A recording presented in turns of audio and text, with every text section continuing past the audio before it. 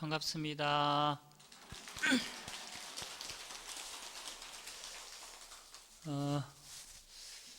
제 방 앞에 자장 홍매화가 이제 좀 피고 있습니다. 작년에 비하면 한 달 정도 꽃이 늦게 핀 것 같아요. 오늘이 아마 제 생각으론 마지막 꽃샘추위가 아닐까라는 생각이 듭니다. 오늘은 이민년 정월 관음제일입니다.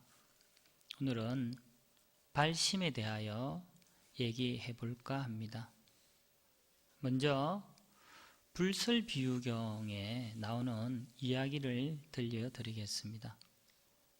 부처님께서 스라바스티 기원정사에 계실 때 성광왕을 위해 설법하셨는데요. 이런 이야기입니다.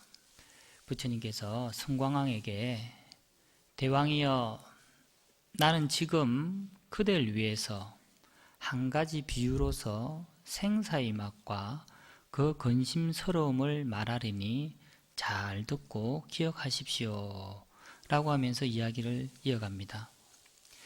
한량없는 먼 겁 전에 어떤 사람이 넓은 광야에 나가서 논일다가 사나운 코끼리를 만나게 했습니다.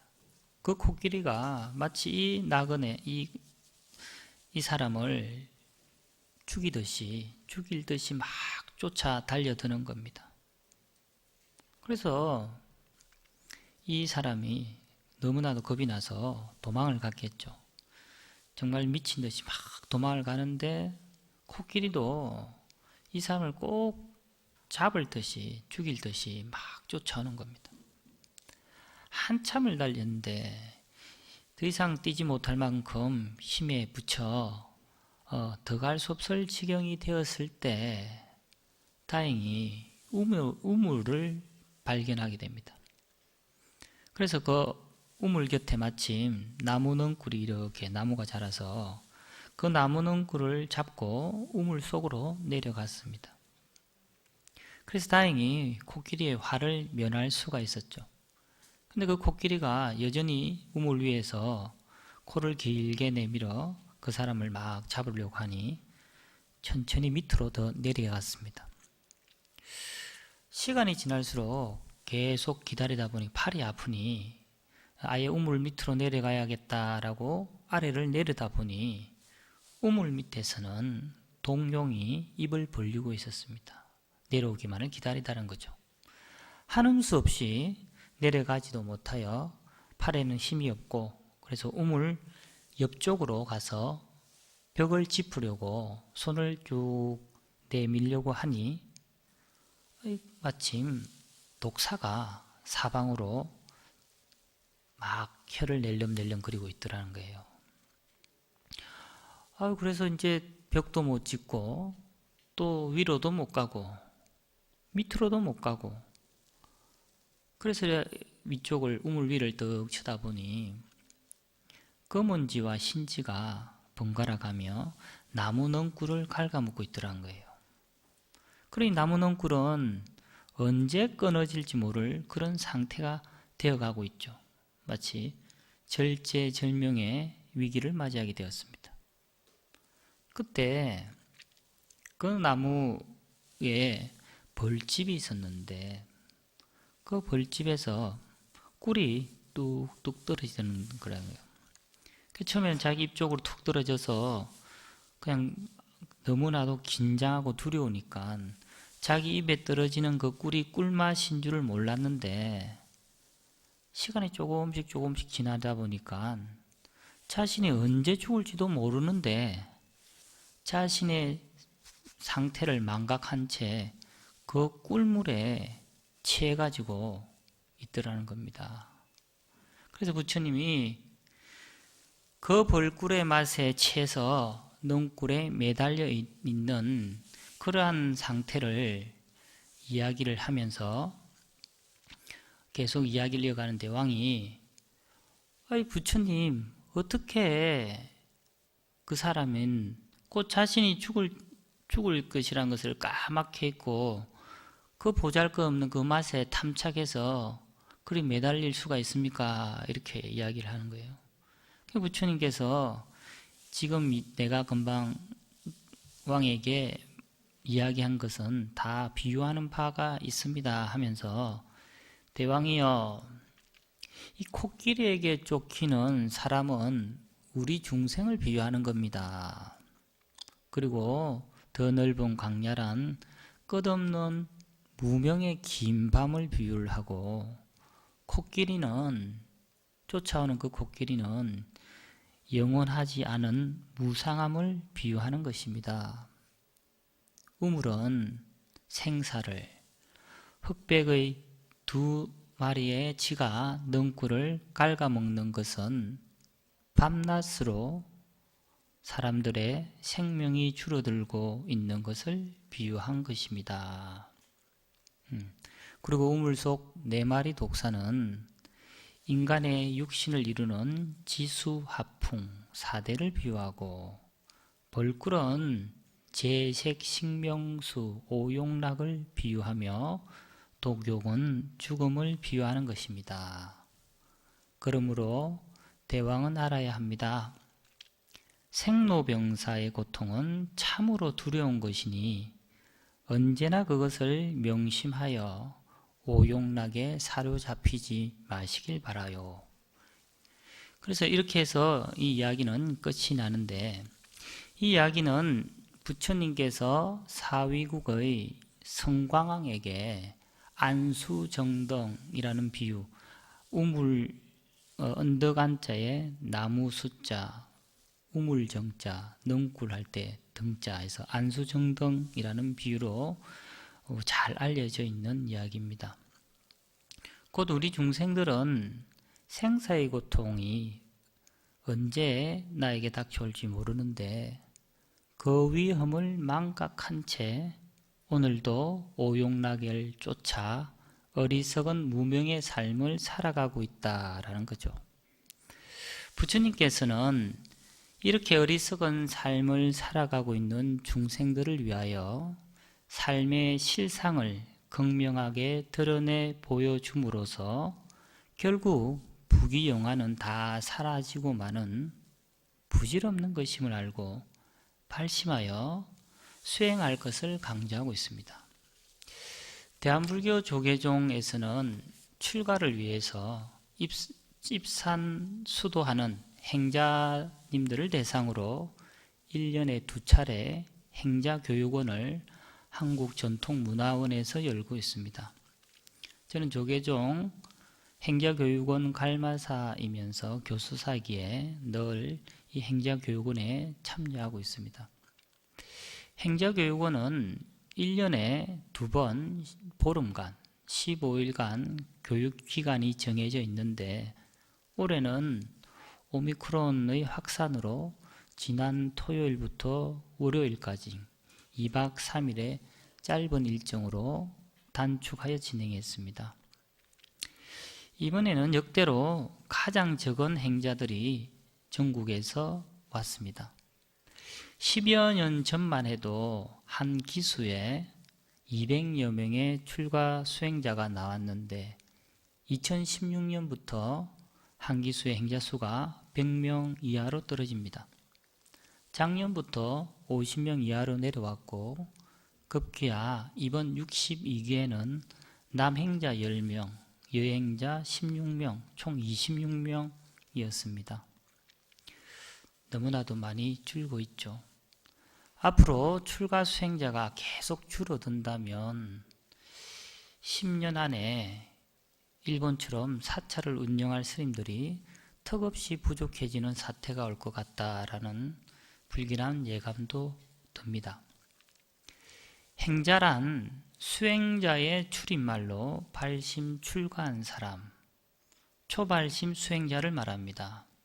즉 안욕 따라 삼맥 삼보리심을 발언하는 사람, 줄여서 발보리심한 사람, 더 줄이면 발심한 사람으로, 마음은 그 누구보다 맑고 청정하고 순수한 상태인 사람입니다. 우리들은 발심이란 말을 참 많이 합니다.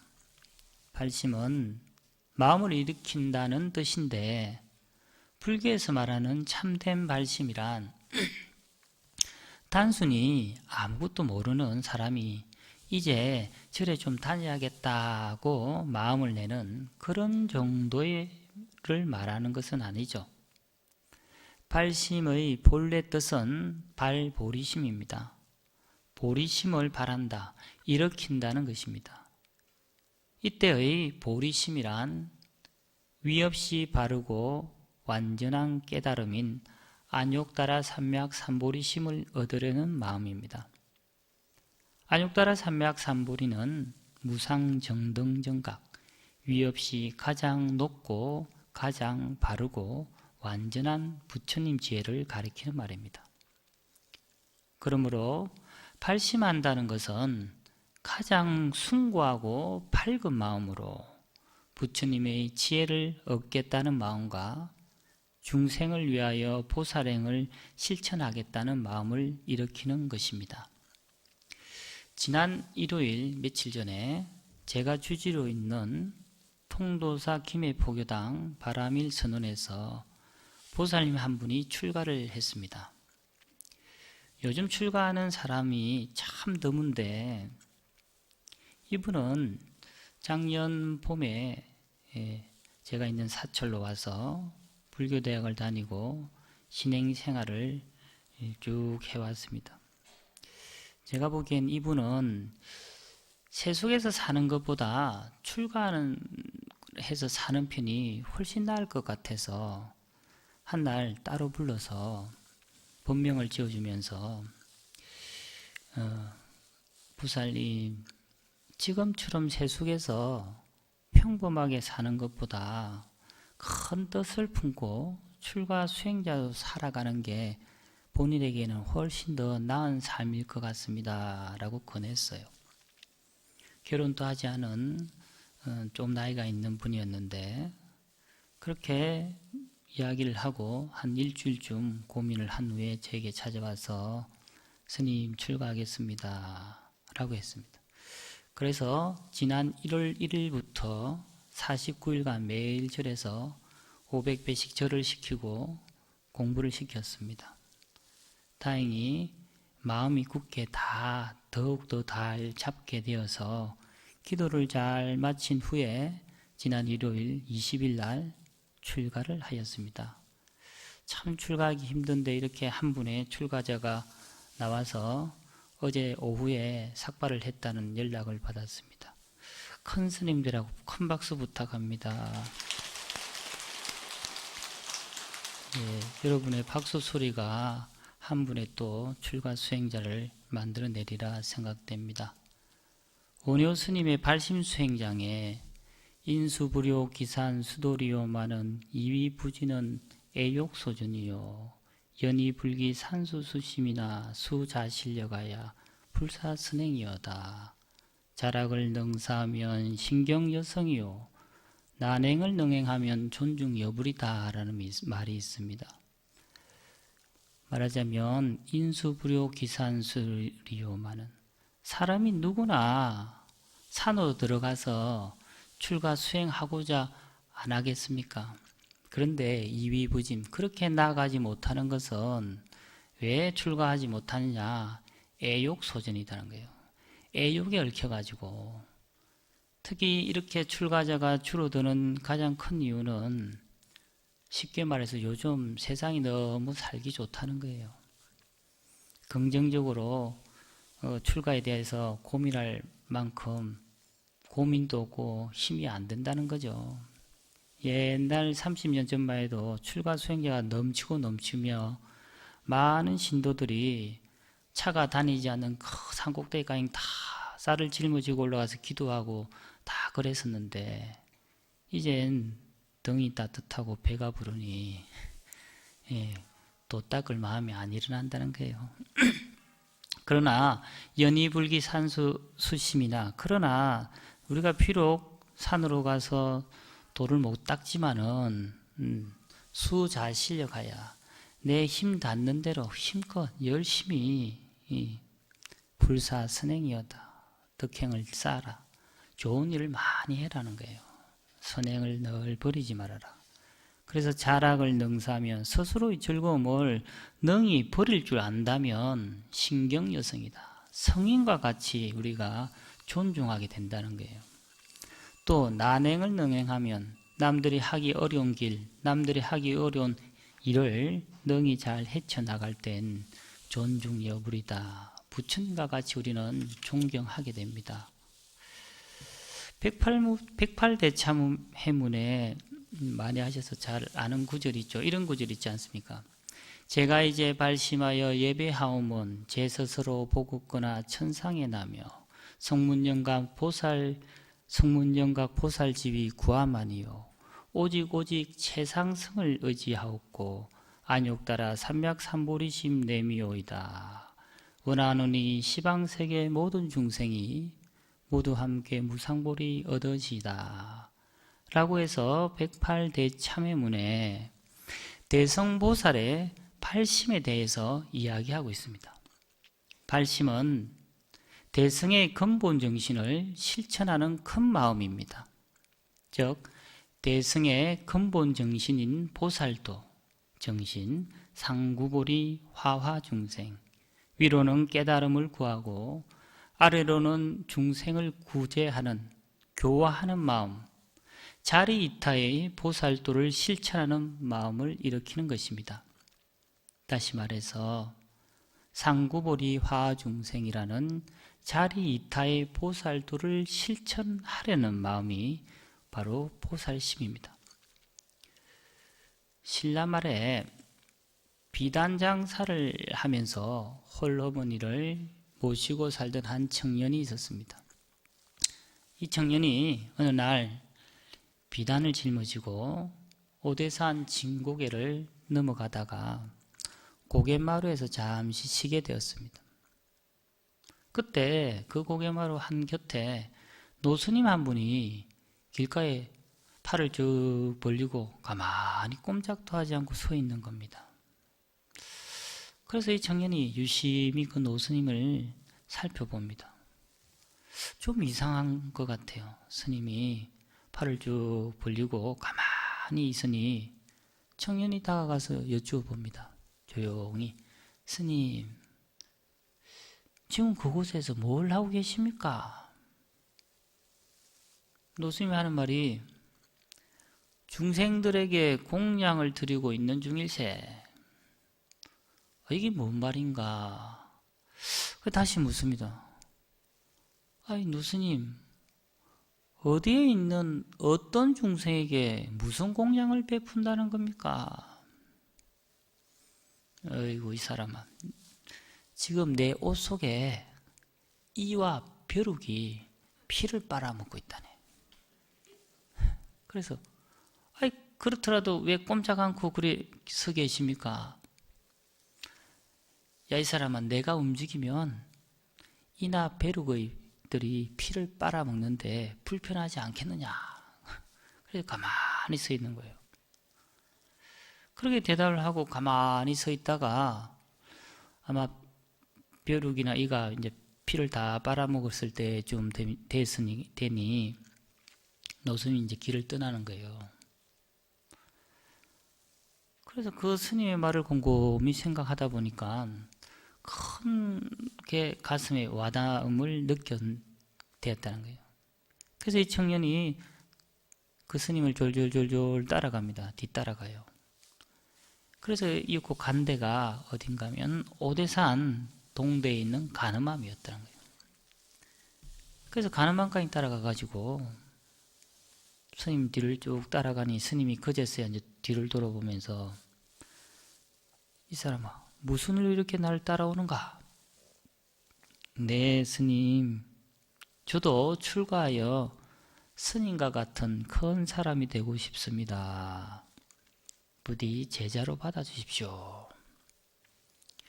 그래, 출가하여 스님이 되려면 처음에는 무척 힘들 텐데, 아유, 스님, 제가 시키는 일이든 뭐든지 하겠습니다.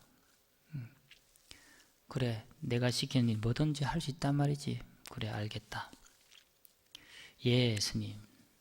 그래서 청년의 굳은 결심을 확인한 노스님은 출가를 허락하고 가장 먼저 부엌에 있는 큰 가마솥을 거는 일부터 시켰습니다. 그래서 청년은 해오던 일이라 흙과 집을 섞어 이겨가지고 부뚜막을 만들고 솥을 걸었습니다. 하루 종일 걸려서 겨우 솥을 다 걸어서 일을 마치려고 할 때쯤 노선이 불쑥 찾아와서 호통을 치는 겁니다. 야 이놈아, 이것을 솥이라고 그랬느냐? 그렇게 호통을 치고는 당신이 가지고 있는 석장으로 이 솥을 넘겨뜨리는 거예요. 똑바로 걸으라 했지 누가 한쪽으로 비틀어지게 걸으라 했느냐? 그런데 행자가 판단해 보니 자기 스스로를 딱 봤을 때 너무나도 완벽하고 조금 또 틀어진 곳이 없었지만 아니 노스님이 그렇게 호통을 치고 석장으로 다 무너뜨렸으니까 할 수 없이 불평 한마디 할 수 없이 또 새로 솥을 다음날에 또 걸었습니다. 그 다음날에도 와서 노스님은 똑같이 호통을 치는 거예요. 이걸 솥이라고 걸어놓았느냐? 또 한쪽으로 틀어지지 않느냐? 다시 걸도록 하여라. 또 무너뜨려요. 또 열심히 쌓았는데 또 무너뜨리고 또 다시 걸고 또 허물고 걸고 이렇게 다시 걸기를 9번이나 했다는 거예요. 그제서야 노스님은 그 청년의 구도심이 확고하다는 것을 인정하시고 정식으로 받아들여 삭발염이시키고 법명을 주었는데 그 법명은 솥을 9번 걸었다라는 뜻에서 9구자의 솥정자, 구정이라고 법명을 내려줍니다. 그래서 이 법명을 내린 이 노스님이 바로 유명한 신라구산 선문 중에 하나인 성주산문을 세운 무념선사입니다. 아주 유명한 이야기죠. 우리가 처음 출가하여 행자 생활을 하는데 참으로 어려움이 많습니다. 행자 때는 공양간 일부터 가전 참일을 다 해야 합니다. 아무리 힘들어도 참된 발심만 한다면 모든 일이 다 깨달음으로 향하는 바람일 행이겠죠. 바람일 수행입니다. 여러분이 잘 아시는 법성계에 초발심시 변정각이라는 개성이 있죠. 처음 마음을 발할 때가 곧 정각을 이룬 때다. 즉 참된 대승의 깨달음을 이루겠다는 보리심이 변하지 않고 그대로만 있다면 부처님의 마음과 부처님의 행동이 나오게 되죠. 곧 부처님의 경지라는 뜻입니다. 마명보살이 지은 대승기신론에 보면 대승보살의 길로 나아감에 있어서 믿음을 일으키는 발심을 신성치발심, 해행발심, 정발심 이렇게 세 가지로 분류하여 불교 수행의 신해 행정의 각 단계마다 보리심을 내는 것을 보여주고 있습니다. 쉽게 말하면 대승기신론에서는 세 가지 발심을 단계적으로 설명했다라고 할 수 있죠. 그 첫째가 신성치발심입니다. 믿을 신자를 써서 발심 중에 믿을 신성치발심. 불자가 처음으로 확고한 믿음, 흔들리지 않는 결정심을 일으켜 보리심을 내는 것입니다. 그걸 신성치발심입니다. 여기서 말하는 믿음이란 우리의 마음속에 불생불멸하고 상주불멸하는 성품, 즉 진여 또는 불성이 잠재되어 있다는 것을 확실히 믿는 것입니다. 그게 신성치발심이고 두 번째는 해행발심이라고 합니다. 해행. 본래는 해공행 바람일 발회양심의 확고한 믿음을 성취한 불자가 해공, 공의 도리를 이해하고 또 행바람일, 바람일을 닦아 회양심을 바라는 것이 두 번째 행발심입니다. 세 번째는 정발심, 정덕한다는 깨닫는다 할 때 정발심으로 진여법을 깨달아 법신보살의 지위에 오르는 것입니다. 정법신, 발진심의 줄임말로 정법신, 법신을 정덕하고 진심, 참마음을 바라는 것입니다. 발심과 관련된 경전의 말씀은 참 많습니다. 하엄경 초발심 공덕품도 있고 또 원효 스님의 무량수경 총례는 수사발심, 순리발심이라 해서 이종발심을 또 말하고 있습니다. 이렇듯 대승의 큰 마음을 일으킨다는 것은 참으로 중요하다라는 것이겠죠. 자, 합장하고 따라하십시오. 지금 앉은 바로 이 자리가 발심하는 장소이며 지금 인식하는 바로 이 순간이 발심하는 시간이다. 발심, 부처님을 향한 끝없는 마음과 중생을 위한 한량없는 자유로운 마음으로 순간순간 살아갑시다. 합장하시고 간절히 기도합시다.